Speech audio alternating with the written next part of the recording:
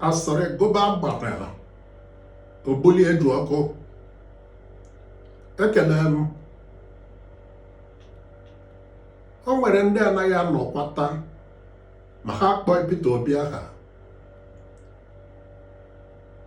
Nwee ndị nke na-abụ ha chọọ ka a gụọ ha n'akụkọ redio maọbụ onyonyo telivishọn maọbụkwa na wepụta ha n'akwụkwọ akụkọ maọbụ na ọwa ozi soshal midia dị iche iche na udo pụtara ihe ekwukenye otu ihe maka Peter Obi.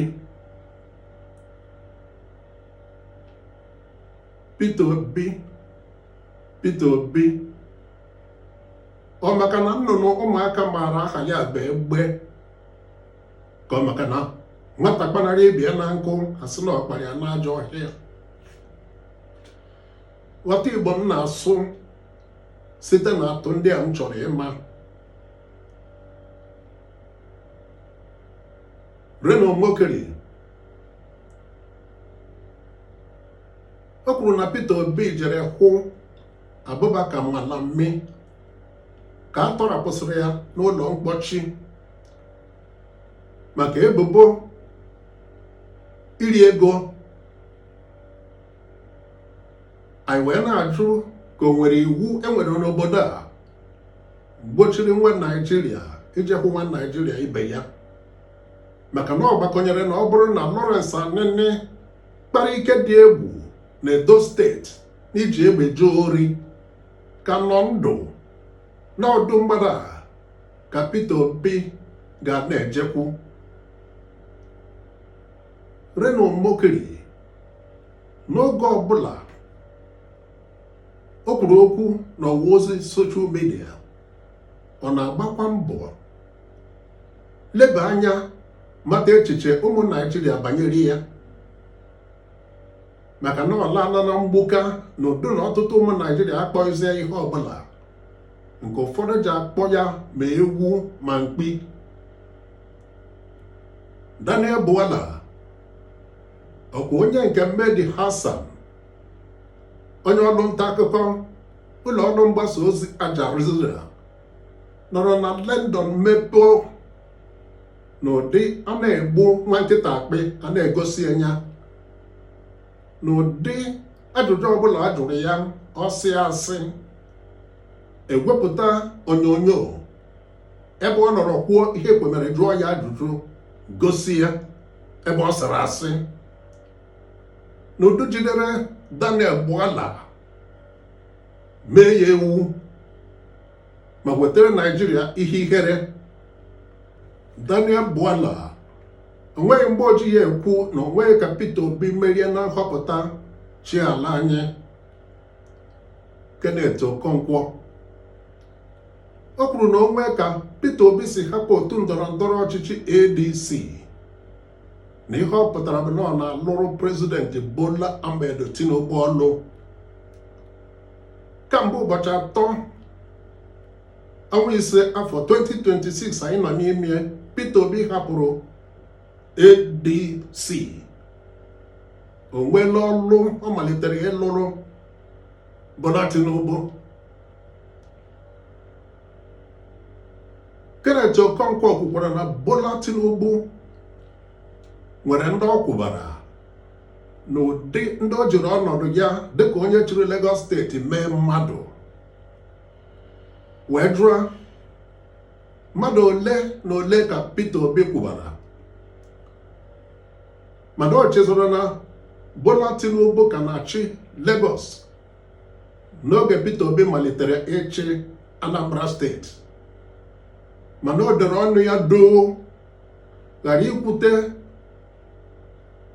maka ihe ịrịba ama ncheta ụlọ ọrụ gọọmenti etiti na-ahụ maka ọrụ okporo ụzọ nyere Peter Obi maka ịba ọkaibe ya n'ime ndị ọchịchị steeti 36 ala anyị n'ọrụ okporo ụzọ, ghara ikwute na ụlọ ọrụ DMO Deputy Management Office na-ahụ maka ụgbọ gọọmenti etiti na nke steeti jiga n'ala anyị weliri Peter Obi aka n'elu maka otu o si bụrụ Anambra steeti bụ opekata mpe na-eji ụgwọ,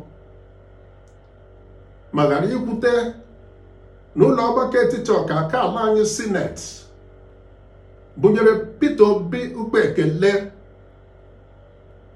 maka ijikwa ego nke ọma n'ụdị Anambra steeti mgbe ọ na-achị ya ji kasịa steeti ndị ọzọ sụrụ gede n'okwu akụ na ụba.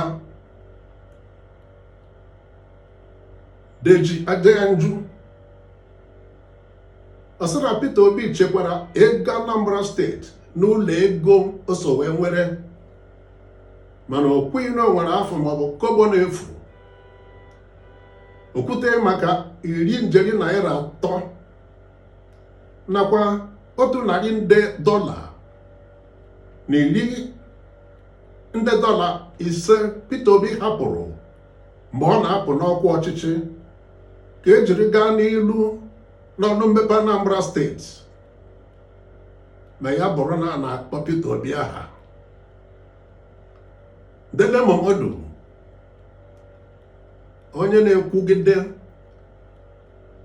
na ọ ka mma ka Peter Obi sote Atiku Abubakar n'ịzọ okwu onye isi ala n'aha otu ADC. Nke a bụ na agbanyeghị na Peter Obi emeela ya ka ọ pụta ihe na ya agaghị abụ osote onye isi ala, na ojije ya jere eje na mba ụwa dị iche iche kpọtụrụ ndị isi ala na-eme nke ọma ma site n'ọnụ ha ghọta otu ha si kpaa ike n'ọrụ mmepe dị iche iche bụ eji amatụ, abụghị ka ya lọta bịabụrụ osote onye isi ala. Elijah Ayodele na-ekwube na ya bụ onye amụma. Onweghị mgbe a na-akụ ya n'ọnụ na Peter Obi agaghị emeri na nhọpụta afọ 2027, na ọ kara ya mma ma ọ nabata onyinye Atiku Abubakar na-enye ka ọ bụrụ osote ya. Mana kamgbe a hụrụ atụ dị ochi n'elu nkwụ, ihe ọ na-akụ edoghịzikwa anya. Elijah Ayodele gwara Naijiria atinyelekwa Ademola Lookman ka o soro na ndị ga-eso zọrọ ya ọkwa maka inweta iko ọkaka Afrịka, mana emesịrị bụrụ Ademola Lookman kasị mee nke ọma n'ime ndị Naijiria sọrọ ya bụ mpi n'ụdị otu na-ahụ maka egwu bọọlụ n'Afrịka bụ CAF nyere ihe ncheta ndasi obi. Dino Melaye, o nwere oge ejidere ya ugboro maka asị nke ọ sịara ndị uwe ojii na ya anọghị n'Abuja ma ya bụrụ nke anọghị n'ụlọ. Ndị uwe ojii jee bie, o wee bụrụ na ọnọdụ ụlọ, ha were ọnọdụ n'ogige bie tutu ruo mgbe o ji pụta. Ọzọ bụ na Peter Obi bụ okoro erughị eru wara ọgọrọ maka ịchị Naijiria n'oge a. Ọ sị na ọ bụ ya kwuru, ma na-emesịrị kpọọ onyonyo n'ihe mmemme Micon podcast Shehu Akimboloye nke Channels TV na-ahụ maka ya. Ọ bụrụ na o kwuru ya n'ezie, n'ikpeazụ ka ọ na-ekwu n'ihe Peter Obi chọdobere bụ ka otu ADC nye ohere ịzọrọ ya ọkwa na-azọghị ya azọ, otu esi nye na Labour Party nakwa otu esi nye na Apụga mgbe ọ zọrọ ọkwa ịchị Anambra steeti, gbakọnyere otu Atiku Abubakar si nye ya ohere isote n'ọkwa n'afọ 7 gara aga ọ zọrọ ọkwa onye isi ala Naijiria.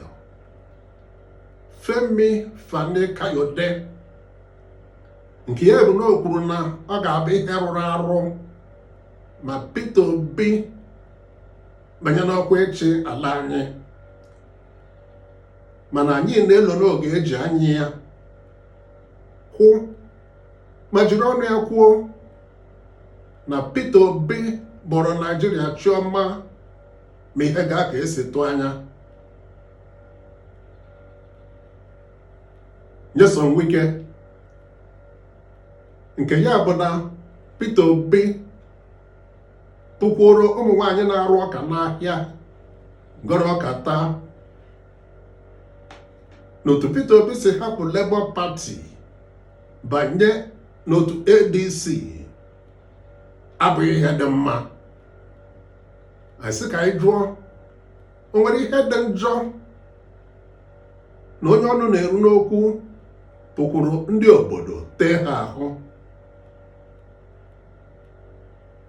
Yusuf Datti Baba Ahmed sotere Peter Obi n'ọkwa mgbe Peter Obi zọrọ iji aha Labour Party chi ala anyị. Onye na-ekwube dịka Kenneth Okonkwo si ekwu na Peter Obi agbaghị vụgavụga nke ichekwa akwụkwọ vootu atụọrọ ya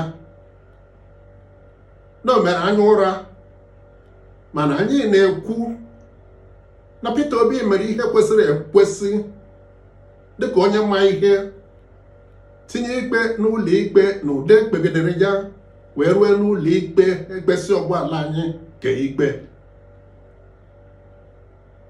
N'ime ndị anyị rụtụrụ aka n'ụdị ịma atụ, o nwereghị onye n'ime ha maọbụ ndị ọzọ ịnụ na ụlọrọ ka Peter Obi na-akpa aha n'ụdị tụpụrụ ọnụ maọbụ iso okwu.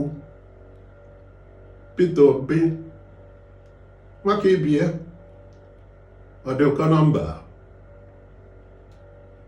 Onye nke m, ka ị soro anyị weta ozi ugo a n'isi njedebe site n'ịza ajụjụ ndị a anyị ji wee bido.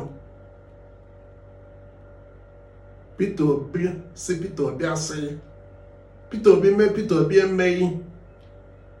Ọ bụ maka na nnụnụ ụmụaka maara aha ya bụ egbe, ka ọ bụ maka na nwata kpanara ibe ya na nkụ asị na ọgbara ya n'ajọ ọhịa? Abụ m Chukwuma Ogbonna.